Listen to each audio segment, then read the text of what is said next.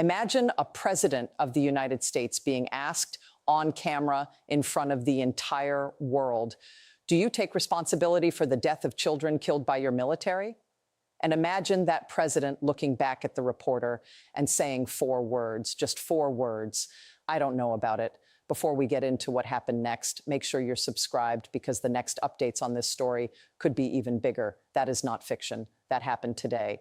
And by the time this video is over, you will understand exactly what those 4 words mean, what they cost, and why they may be the most disgraceful sentence ever spoken by an American commander-in-chief.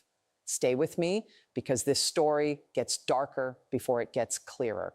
Let's start with the basics because some of what is happening right now is being buried under the noise of daily outrage.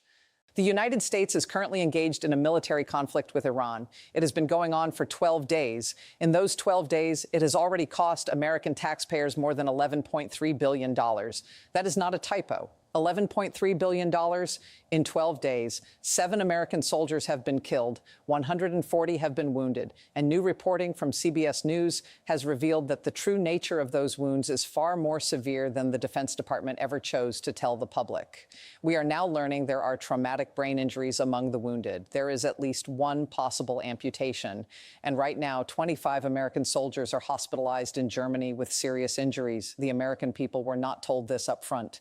Reporters had to dig it out. Now, here's where it gets even more troubling.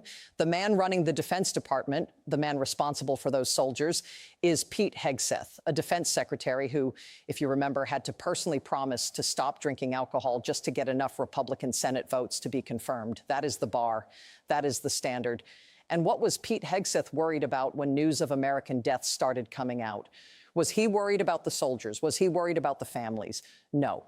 According to his own words, he was worried that news coverage was, and I'm quoting directly here, intended to make the president look bad. That was his concern, not the soldiers, the optics. And if you thought that was the most vain thing you would hear today, wait.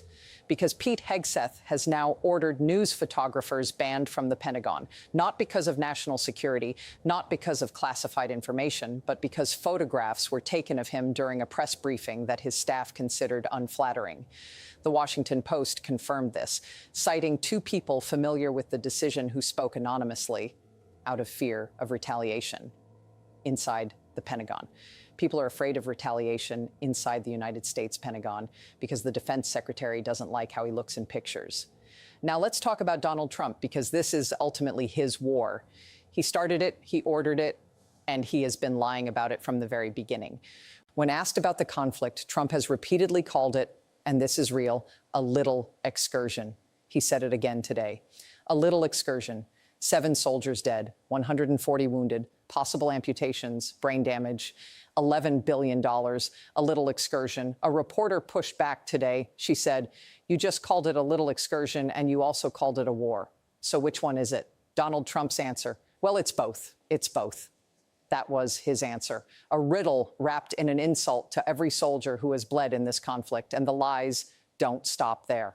Before this war even began, Trump's own energy secretary, Chris Wright, went on record on February 18th saying he was not concerned that a potential war with Iran might disrupt oil supplies. Some of Trump's other advisors privately shared the same view, dismissing warnings that Iran might close shipping lanes that carry roughly 20% of the world's oil supply. They were wrong.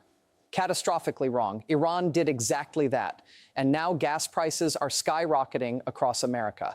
Now inflation is climbing. Now fertilizer prices, about a third of international fertilizer trade moves through the Strait of Hormuz, are going through the roof, just as American farmers are heading into planting season. All of this was predictable. Experts predicted it. The warnings were given, and the Trump administration dismissed every single one. The New York Times reported that the episode is a clear example of how badly Trump and his advisors misjudged how Iran would respond to a conflict that Tehran views as an existential threat. Trump even claimed that demanding regime change in Iran would produce a leader more acceptable to him. Instead, Iran appointed the son of the previous supreme leader, a man who may be even more hardline than his father. When asked about this today, Trump said, again, this is real, they have a new leader every 3 weeks, every 3 days. He said 3 weeks and then changed it to 3 days within the same sentence. The last Iranian supreme leader ruled for 37 years. His son is 56 years old. Iran has had exactly 3 supreme leaders across 47 years of existence. But according to Donald Trump, they change leadership every 3 days. A new report from Reuters tonight confirms that Trump's own intelligence agencies have assessed there has been no real effective change in Iranian leadership at all. Now we get to the part of this story that should stop you cold. A United States Tomahawk missile struck a school in Iran, a girls' school.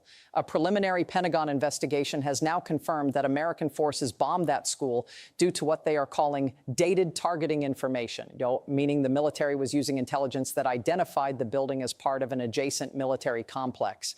How dated was that targeting information?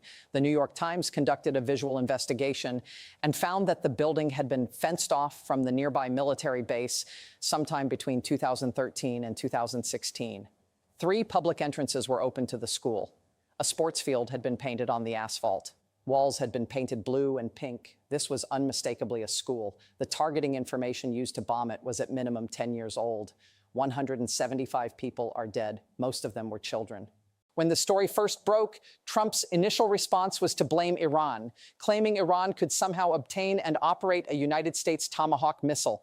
That lie lasted about 1 day before it became too ridiculous to repeat even for him. The next day, Trump said there was an investigation underway, so he wasn't going to comment. That's the version of accountability this administration offers.